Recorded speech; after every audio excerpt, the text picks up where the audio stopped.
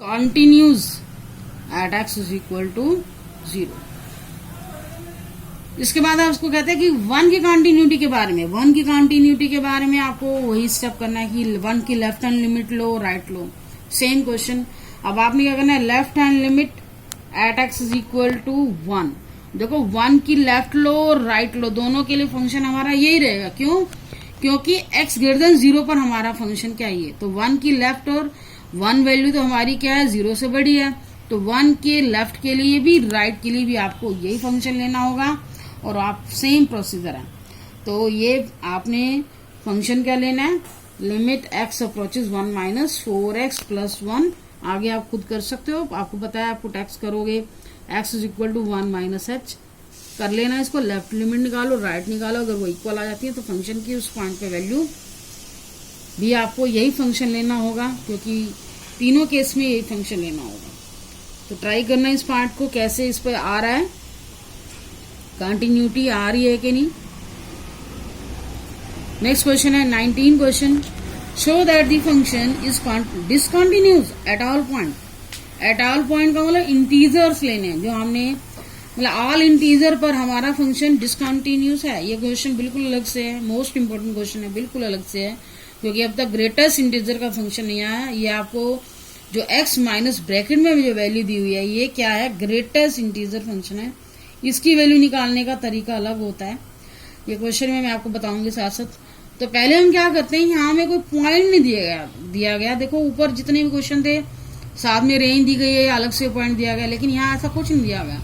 हमें ये चेक करना है कि ये जो फंक्शन है डिसकंटिन्यूअस है, जितने भी इंटीजर हैं, तो यहाँ हमें अपनी तरफ से कोई इंटीजर लेना होगा। तो क्या करोगे, लेट सी बी, कोई भी इंटीजर ले सकते हो, सी बी एनी इंटीजर जिसके ऊपर हम कंटिन्यूटी चेक करेंगे। बिल्कुल लिमिट सी है जिसके ऊपर आप कंटिन्यूटी चेक कर रहे हो, तो इसके ऊपर पर लेफ्ट हैंड लिमिट निकालो।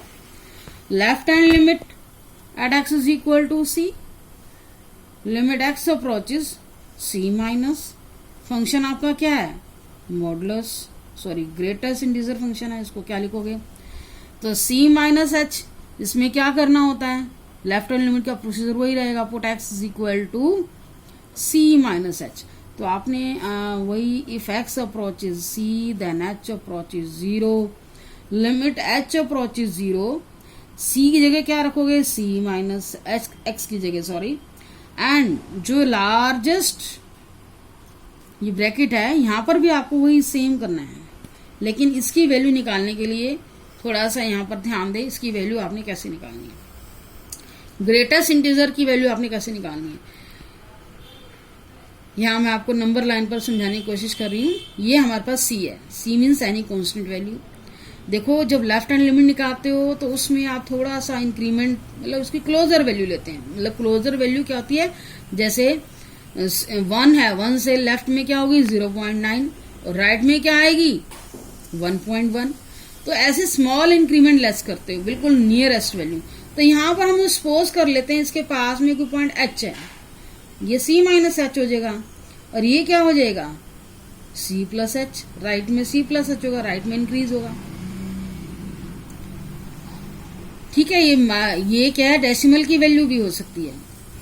और यहाँ आपको क्या ले लेना है, -1, और इधर क्या ले लेना है, +1। लेकिन इधर जब लोगे ये क्या होगा, c माइनस 1 आ जाएगा, ये क्या हो जाएगा c प्लस 1, c में से -1 हो रहा है ना, और ऐसे ये c प्लस 1 हो रहा है। अब आपको जो वैल्यू लिखनी होती है ग्रेटेस्ट इंटीजर, कहने को तो ग्रेटेस्ट इंटीजर है, इसमें हमने क्या लेनी होती है, जो इसने वैल्यू दिया उसमें नियरेस्ट आपको कंप्लीट इंटीजर वैल्यू लेनी होती है। अब यहाँ देखें ये c है, c माइनस एच के बारे में तो हमें पता नहीं है ये इंटीजर है या नहीं, क्योंकि मैंने आपको बोला है कि डेसिमल वैल्यू भी हो सकती है। तो इसमें जो वैल्यू हमने लेनी होती है उसके लेफ्ट में वैल्यू लेनी होती है। अब इसके बारे में तो कंफर्म नहीं है ये इंटीजर है नहीं, तो -1 तो मुझे पता है इंटीजर, और ये c तो मैं ऑलरेडी इंटीजर लेकर चली हूँ। इंटीजर में से इंटीजर माइनस करोगे तो पहला स्मॉल इंटीजर क्या आएगा, c माइनस 1। तो यहाँ पर आपको इसकी वैल्यू कैसे लिखनी है, लेफ्ट में आके लिखनी होती है। ये वैल्यू तो एज इट इज रहेगी और इसकी वैल्यू क्या आ जाएगी, ये ब्रैकेट अब आपकी रिमूव हो जाएगी जब आप स्मॉलेस्ट वैल्यू ले लेते हो इस ब्रैकेट की, तो अब ये ब्रैकेट वैल्यू, ये लार्जेस्ट वाली जो लार्ज ब्रैकेट लगाते हैं रिमूव हो जाएगी, स्मॉल ब्रैकेट में लिखोगे।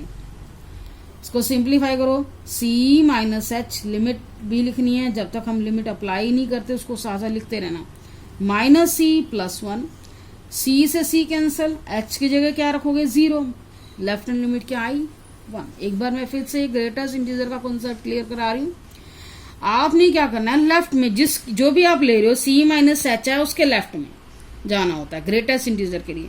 अब c माइनस एच में ग्रेटेस्ट इंटीजर हमारा पहला यही मिलेगा, क्योंकि यहाँ पर आपको मान लो 0 पॉइंट क्या है यहाँ पर, ये अगर c वैल्यू जो भी है उसके लेफ्ट में जो बीच की वैल्यू है सारी डेसिमल वाली आती है, लेकिन मुझे क्या लेना होता है, इंटीजर लेना होता है। तो पहला इंटीजर हमारा क्या आएगा c माइनस 1।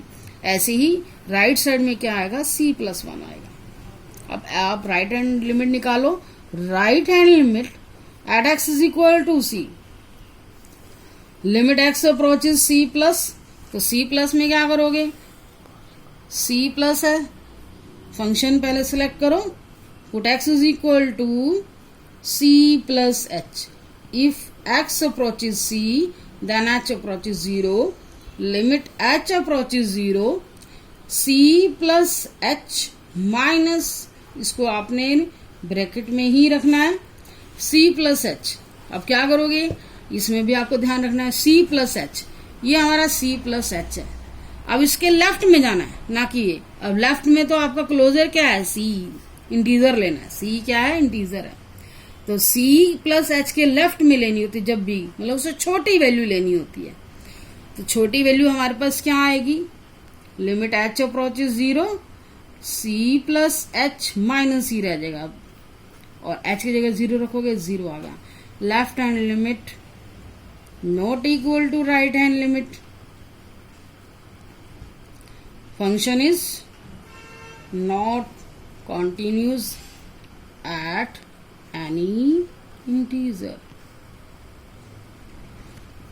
नेक्स्ट क्वेश्चन है 20th question, is a function f x is equal to x square minus sine x plus 5। ये फंक्शन है, आपको कंटिन्यूटी किसके ऊपर चेक करनी है, पाई के ऊपर।